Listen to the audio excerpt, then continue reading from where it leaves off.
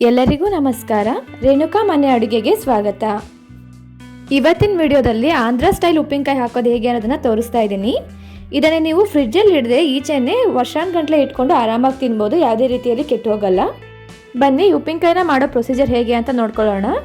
ನಾನಿಲ್ಲಿ ಮೊದಲಿಗೆ 6 ಮಾವಿನಕಾಯಿನ ತೊಗೊಂಡಿದ್ದೀನಿ. ಇದನ್ನು ಕ್ಲೀನಾಗಿ ತೊಳೆದ್ಬಿಟ್ಟು ಕ್ಲೀನಾಗಿ ಒಂದು ಸ್ವಲ್ಪ ಕೂಡ ನೀರಿನ ಅಂಶ ಇಲ್ದಿರೋ ಥರ ಕ್ಲೀನಾಗಿ ಒರೆಸ್ಕೊಂಡು ಎತ್ತಿಟ್ಕೊಂಡಿದ್ದೀನಿ. ಇದಾದಮೇಲೆ ನಾನು ಇದನ್ನು ಕಟ್ ಮಾಡ್ಕೊಳ್ತೀನಿ. ನಾನಿಲ್ಲಿ 6 ಮಾವಿನಕಾಯಿ ಅಳತೆ ಹೇಳಿದರೆ ನಿಮಗೆ ಕನ್ಫ್ಯೂಷನ್ ಆಗುತ್ತೆ ಅಂತ ಹೇಳಿಬಿಟ್ಟು ಮಾವಿನಕಾಯಿನ ಕಟ್ ಮಾಡ್ಕೊಂಡಾದಮೇಲೆ ಅದನ್ನು ಕಪ್ನಲ್ಲಿ ಅಳತೆ ಮಾಡಿ ಕಪ್ ಅಳತೆಯಲ್ಲಿ ಬೇರೆ ಬೇರೆ ಇಂಗ್ರೀಡಿಯೆಂಟ್ಸ್ನ ಎಷ್ಟು ಹಾಕಬೇಕು ಅನ್ನೋದನ್ನು ಎಕ್ಸ್ಪ್ಲೇನ್ ಮಾಡಿದ್ದೀನಿ. ಮಾವಿನಕಾಯಿಂದ ಹೋಟೆನ ಸಪ್ರೇಟ್ ಮಾಡಿಬಿಟ್ಟು ಅದನ್ನು ಬೇರೆ ತಟ್ಟೆಯಲ್ಲಿ ಎತ್ತಿಟ್ಕೊಳ್ತಾ ಇದ್ದೀನಿ. ಇವಾಗ ಮಾವಿನಕಾಯಿನೆಲ್ಲ ಕ್ಲೀನಾಗಿ ಕಟ್ ಮಾಡ್ಕೊಳ್ತಾ ಇದ್ದೀನಿ. ನಿಮಗೆ ನೈಫಲ್ಲಿ ಕ್ಲೀನಾಗಿ ಈಸಿಯಾಗಿ ಬರುತ್ತೆ ಅಂದರೆ ನೀವು ನೈಫಲ್ಲೇ ಕಟ್ ಮಾಡ್ಕೊಳ್ಳಿ. ನನಗೆ ಅಡುಗೆ ಮನೆಯಲ್ಲಿ ತುಂಬ ಈಸಿ ಅನಿಸುತ್ತೆ, ಹಾಗಾಗ್ಬಿಟ್ಟು ನಾನು ಅದರಲ್ಲೇ ಕಟ್ ಮಾಡ್ಕೊಳ್ತಾ ಇದ್ದೀನಿ. ಈ ರೀತಿಯಾಗಿ ಒಂದೇ ಸಮಕ್ಕೆ ಹೋಳು ಬರೋ ಥರ ಎಲ್ಲವನ್ನೂ ಕಟ್ ಮಾಡಿ ಇಟ್ಕೊಂಡಿದ್ದೀನಿ. ನೀವು ಪಕ್ಕದಲ್ಲಿ ನೋಡ್ತಾ ಇದ್ದೀರಾ, ಹೊಟ್ಟೆಯಿಂದ ನಾನು ಕ್ಲೀನಾಗಿ ಅದರಲ್ಲಿ ಏನು ಎಕ್ಸ್ಟ್ರಾ ಮಾವಿನಕಾಯಿ ಉಳಿದಿರುತ್ತೋ ಅದನ್ನೆಲ್ಲ ಈ ರೀತಿಯಾಗಿ ತೆಗೆದುಬಿಟ್ಟು ತಟ್ಟೆಲಿ ಇಟ್ಕೊಂಡಿದ್ದೀನಿ. ಇದನ್ನೇನು ವೇಸ್ಟ್ ಆಗೋಲ್ಲ, ಇದರಿಂದ ನಾವು ಮಾವಿನಕಾಯಿ ಚಟ್ನಿನ ಮಾಡ್ತೀವಿ. ಅದು ಹೇಗೆ ಮಾಡೋದು ಅನ್ನೋದನ್ನು ಕೂಡ ಇದನ್ನು ಚಾನಲಲ್ಲಿ ಅಪ್ಲೋಡ್ ಮಾಡಿರ್ತೀನಿ, ನೀವು ಅದನ್ನು ಕೂಡ ನೋಡ್ಕೋಬಹುದು. ನಾನಿವಾಗ ಮಾವಿನಕಾಯಿ ಹೋಳುಗಳನ್ನು ಅಳತೆ ಮಾಡ್ಕೊಳ್ತಾ ಇದ್ದೀನಿ. ನಾನಿಲ್ಲಿ ನೀರು ಕುಡಿಯೋ ಲೋಟದಲ್ಲಿ ಅಳತೆ ಮಾಡಿದ್ದೀನಿ. ಈ ಕಪ್ಪಿನಲ್ಲಿ ಬೇರೆ ಇಂಗ್ರೀಡಿಯೆಂಟ್ಸ್ನು ಎಷ್ಟು ಹಾಕಬೇಕು ಅನ್ನೋದನ್ನು ಕೂಡ ಹೇಳ್ತಾ ಹೋಗ್ತೀನಿ. ನನಗೆ ತೋರಿಸ್ತಾ ಇರೋಂತಹ ನೀರು ಕುಡಿಯೋ ಕಪ್ನಲ್ಲಿ 6 ಕಪ್ ಆಗುವಷ್ಟು ನನಗೆ ಮಾವಿನಕಾಯಿ ಹೋಳುಗಳು ಬಂದಿದೆ. ನಾನು ಮೊದಲಿಗೆ ಇದಕ್ಕೆ ಇಂಗನ್ನು ಸೇರಿಸ್ಕೊಳ್ತಾ ಇದ್ದೀನಿ.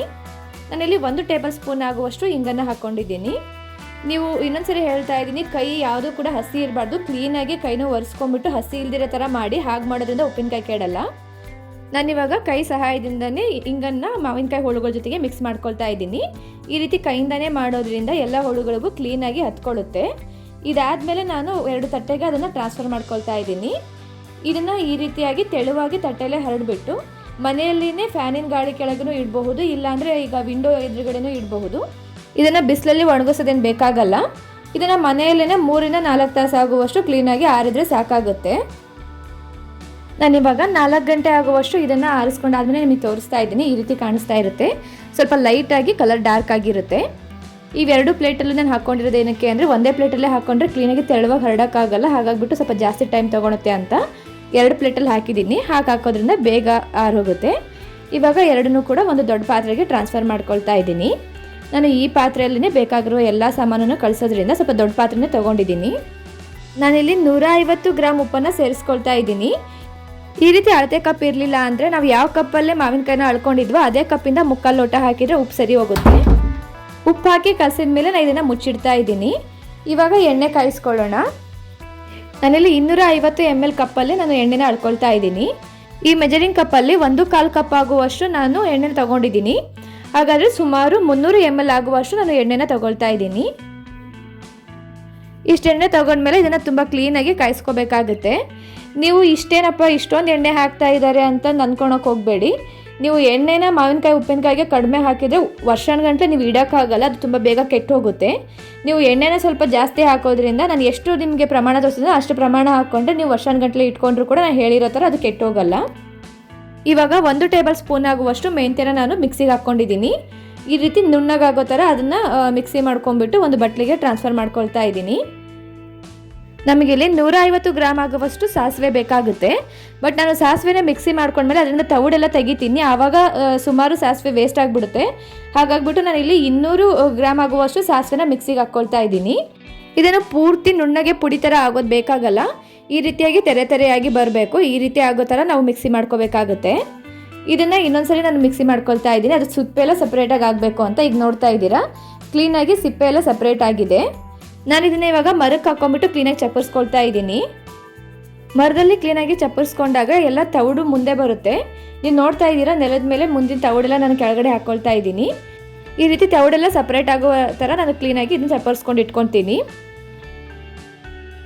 ನಾನು ಆವಾಗಲೇ ಸಾಸಿವೆ ಹಾಕ್ಕೋಬೇಕಾದ್ರೆ ನಿಮಗೆ ಹೇಳಿದ್ದೆ, ನಾವು ಸಾಸಿವೆ ಎಷ್ಟು ತೊಗೊಂಡಿದ್ದೀವೋ ಅಷ್ಟು ಯೂಸ್ ಆಗೋಲ್ಲ, ಈ ರೀತಿ ಸ್ವಲ್ಪ ವೇಸ್ಟ್ ಆಗುತ್ತೆ ಅಂತ. ಆ ಕಾರಣಕ್ಕಾಗಿಯೇ ನಾನು 150 ಗ್ರಾಮ್ ಬೇಕಾದರೂ ಕೂಡ ನಾನು 200 ಗ್ರಾಮ್ ಹಾಕ್ಕೊಂಡಿದ್ದೀನಿ. 200 ಗ್ರಾಮ್ ಮಿಕ್ಸಿ ಮಾಡ್ಕೊಂಡ್ಮೇಲೆ ಅಷ್ಟು ವೇಸ್ಟ್ ಬಂದಿದೆ. ಇವಾಗ ನನಗೆ ಚಪ್ಪರಿಸ್ಕೊಂಡು ತೌಡನ್ನು ಸಪ್ರೇಟ್ ಮಾಡಿಕೊಂಡೆ. ಅದ್ರ ಜೊತೆಗೆ ಯಾವುದು ಸಾಸಿವೆ ಏನು ಪುಡಿ ಆಗಿರಲಿಲ್ವೋ ಅದನ್ನು ಕೂಡ ಸಪ್ರೇಟ್ ಮಾಡಿಕೊಂಡು ಇನ್ನೊಂದ್ಸರಿ ಮಿಕ್ಸಿ ಹಾಕ್ಕೊಂಡಿದ್ದೀನಿ. ಫೈನಲ್ಲಾಗಿ ನಾನು ಈ ಬಟ್ಲಿಗೆ ಏನು ಎತ್ತಿಟ್ಕೊಳ್ತಾ ಇದ್ದೀನಲ್ಲ, ಇಷ್ಟು ಸಾಸಿವೆನ ಉಪಯೋಗಿಸ್ಕೊಳ್ತಾ ಇದ್ದೀನಿ ಉಪ್ಪಿನಕಾಯಿಗೆ ಹಾಕೋಕ್ಕೆ. ನೀವು ಕ್ಲೀನಾಗಿ ಚಪ್ಪರಿಸ್ಕೊಂಡ್ರೆ ನಾನು ತೋರಿಸ್ತಾ ಇದ್ದೀನಿ, ಈ ರೀತಿ ಎಲ್ಲ ವೇಸ್ಟ್ ಬಂದಿರುತ್ತೆ. ಈ ರೀತಿ ವೇಸ್ಟ್ ಎಲ್ಲ ಹಾಕಬಾರ್ದು, ಇದನ್ನೆಲ್ಲ ತೆಗೆದಾಕ್ಬಿಡ್ಬೇಕು. ನಾನೇನು ಉಪ್ಪಿನಕಾಯಿ ಹೋಳುಗಳನ್ನ ಮುಚ್ಚಿಟ್ಟಿದ್ನಲ್ಲ ಅದನ್ನ ಇವಾಗ ತೆಗಿತಾ ಇದ್ದೀನಿ. ಉಪ್ಪು ಹಾಕಿದ ಮೇಲೆ ನಾನು ಇದನ್ನು 8 ತಾಸಿನವರೆಗೂ ಹಾಗೆ ಬಿಟ್ಟಿದ್ದೆ. ಈಗ 8 ತಾಸು ಆದಮೇಲೆ ಇದನ್ನು ತೆಗಿತಾ ಇದ್ದೀನಿ. ಉಪ್ಪು ಹಾಕಿ ಕಲಸಿ ಒಂದು ನೈಟ್ ಫುಲ್ ಹಾಗೆ ಬಿಟ್ಟಿರೋದ್ರಿಂದ ಎಲ್ಲ ಮಾವಿನಕಾಯಿ ಹೋಳುಗಳಲ್ಲೂ ಕೂಡ ಉಪ್ಪಿನ ಅಂಶ ಕ್ಲೀನಾಗಿ ಬೆರ್ತಿರುತ್ತೆ. ನೀವು ಕೆಳಗಡೆ ನೋಡ್ತಾ ಇದ್ದೀರಾ, ನೀರು ಬಿಟ್ಕೊಂಡಿದೆ. ನಾವು ಉಪ್ಪು ಹಾಕಿರೋದ್ರಿಂದ ಅದು ನೀರು ಬಿಟ್ಕೊಂಡಿರುತ್ತೆ. ಅದನ್ನು ಸಪ್ರೇಟ್ ಮಾಡ್ಕೊಳ್ತಾ ಇದ್ದೀನಿ. ಸಪ್ರೇಟ್ ಮಾಡ್ಕೊಂಡಿರೋಂತಹ ಈ ಹುಳಿನೂ ಕೂಡ ನಾನು ಕೊನೆಯಲ್ಲಿ ಮಾವಿನಕಾಯಿಗೆ ಹಾಕ್ತೀನಿ. ಅದನ್ನು ಯಾವ ರೀತಿ ಹಾಕ್ತೀನಿ ಅದನ್ನು ತೋರಿಸ್ತೀನಿ. ಮೊದಲಿಗೆ ಈ ರೀತಿ ಸಪ್ರೇಟ್ ಮಾಡಿ ಇಟ್ಕೊಳೋದಾದಮೇಲೆ ಈ ಮಾವಿನಕಾಯಿ ಹೋಳುಗಳಿಗೆ ನಾನು ಇವಾಗ ಅರಿಶಿನ ಪುಡಿನ ಸೇರಿಸ್ಕೊಳ್ತಾ ಇದ್ದೀನಿ. 1 ಟೀ ಸ್ಪೂನ್ ಆಗುವಷ್ಟು ಅರಿಶಿನ ಪುಡಿನ ಮಾವಿನಕಾಯಿಗೆ ಹೋಳುಗಳಿಗೆ ಸೇರಿಸ್ಕೊಂಡಿದ್ದೀನಿ. ಜೊತೆಗೆ 1/4 ಟೀ ಸ್ಪೂನ್ ಆಗುವಷ್ಟು ಅರಿಶಿನ ನಾನು ಸಪ್ರೇಟ್ ಮಾಡ್ಕೊಂಡಿರೋಂಥ ಹುಳಿಗೂ ಕೂಡ ಸೇರಿಸ್ಕೊಂಡಿದ್ದೀನಿ.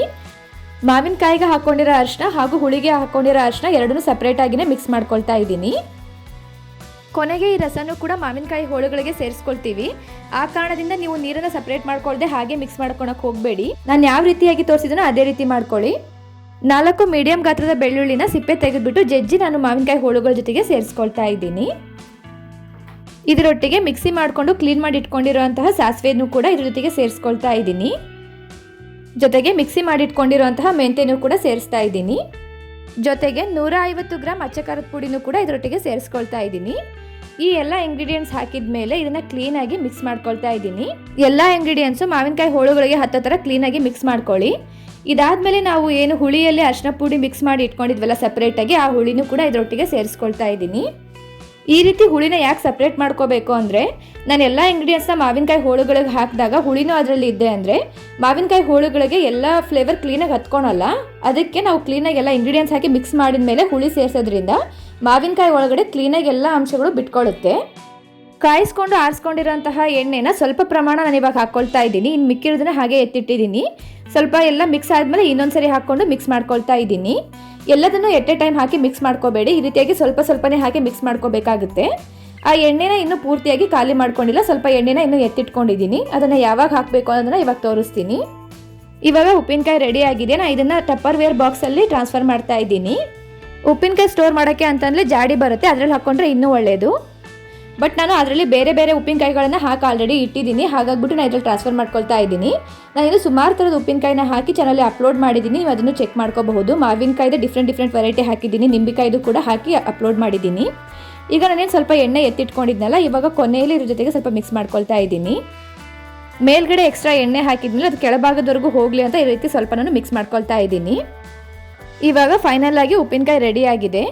ನೀವು ಇದನ್ನು ವರ್ಷಾನುಗಟ್ಟಲೆ ಇಟ್ಟು ತಿನ್ನಬಹುದು. ನೀವು ಫ್ರಿಜ್ಜಲ್ಲಿ ಇಡೋದೇನು ಬೇಕಾಗಲ್ಲ, ನೀವು ಈಚೆ ಕಡೆನೇ ಇಟ್ಕೋಬಹುದು. ನಾನಿವಾಗ ಇದನ್ನು ಮುಚ್ಚಿಡ್ತಾ ಇದ್ದೀನಿ. ಒಂದು 15 ದಿನ ಆದಮೇಲೆ ನಿಮಗೆ ಓಪನ್ ಮಾಡಿ ಒಂದ್ಸರಿ ತೋರಿಸ್ತೀನಿ ಯಾವ ರೀತಿ ಕಾಣ್ತಾ ಇದೆ ಅಂತ. ಇವಾಗ 15 ದಿನ ಆಗಿದೆ ನಾನು ಉಪ್ಪಿನಕಾಯಿ ರೆಡಿ ಮಾಡಿ ಕ್ಲೋಸ್ ಮಾಡಿ ಇಟ್ಬಿಟ್ಟು. ಇವಾಗ 15 ದಿನ ಆದಮೇಲೆ ಉಪ್ಪಿನಕಾಯಿ ಈ ರೀತಿ ಕಾಣ್ತಾ ಇದೆ. 15 ದಿನ ಆಗೋವರೆಗೂ ವೇಟ್ ಮಾಡಬೇಕು ಅಂತ ಏನಿಲ್ಲ, ನೀವು ಹಾಕಿ 2-3 ದಿನ ಆದಮೇಲೂ ಕೂಡ ತಿನ್ನೋಕ್ಕೆ ಸ್ಟಾರ್ಟ್ ಮಾಡಬಹುದು.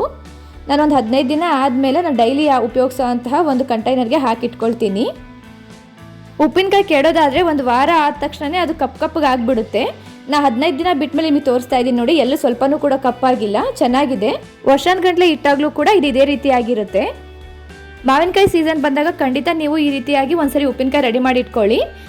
ನಾನು ಆವಾಗಲೇ ಹೇಳಿದ ಥರ ಡೈಲಿ ಉಪಯೋಗಿಸೋಂತಹ ಕಂಟೈನರ್ಗೆ ಸ್ವಲ್ಪ ಹಾಕಿ ಎತ್ತಿಟ್ಕೊಳ್ತಾ ಇದ್ದೀನಿ. ನೀವು ಪ್ರತಿ ಸಾರಿ ಉಪ್ಪಿನಕಾಯಿನ ಕೈಯಾಡಬೇಕಾದ್ರೆ ಅಥವಾ ಈ ರೀತಿ ಟ್ರಾನ್ಸ್ಫರ್ ಮಾಡ್ಕೊಳ್ಬೇಕಾದ್ರೆ ಸ್ಪೂನು ಪೂರ್ತಿ ಒಣಗಿರೋಂಥ ಸ್ಪೂನನ್ನು ಇಡಿ. ಹಸಿಯಾಗಿರೋಂಥ ಸ್ಪೂನ್, ಹಸಿಯಾಗಿರೋ ಕೈ ಯಾವುದು ಉಪಯೋಗಿಸಿದ್ರು ಕೂಡ ಉಪ್ಪಿನಕಾಯಿ ಕೆಟ್ಟೋಗೋ ಚಾನ್ಸಸ್ ಇರುತ್ತೆ. ಈ ಆಂಧ್ರ ಸ್ಟೈಲ್ ಮಾವಿನಕಾಯಿ ಉಪ್ಪಿನಕಾಯಿ ನಿಮಗೆ ಇಷ್ಟ ಆಗಿದ್ದಲ್ಲಿ ವಿಡಿಯೋಗೆ ಒಂದು ಲೈಕ್ ಮಾಡಿ, ಚಾನಲ್ನ ಸಬ್ಸ್ಕ್ರೈಬ್ ಮಾಡ್ಕೊಳ್ಳಿ ಹಾಗೂ ಆದಷ್ಟು ವಿಡಿಯೋನ ಶೇರ್ ಮಾಡಿ.